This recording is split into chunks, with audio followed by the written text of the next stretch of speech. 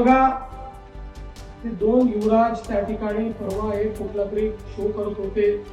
राहुल गांधी सारखी स्क्रीन लावली होती, राहुल गांधींसारखे येरझाऱ्या करत होते, काहीतरी बोलत होते.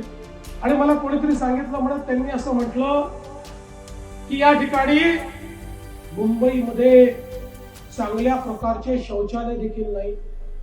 आता आम्हाला का विचारता? घरी जाऊन बाबांना किंवा काकांना विचारा. 25 वर्षामध्ये मुंबईमध्ये शौचालय पण का तयार झाले नाहीत याचं उत्तर आम्ही द्यायचं की बाबांनी आणि काकांनी द्यायचं?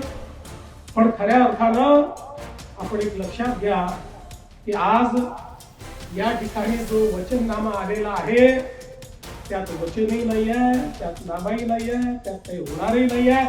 त्यांनाही हे माहिती आहे की आपण जे बोलतोय ते करण्याची संधीच आता जनता आपल्याला ठेवणार नाही आहे. 25 वर्ष खूप संधी मिळाली, आता याच्या पुढे ही संधी नाही आहे.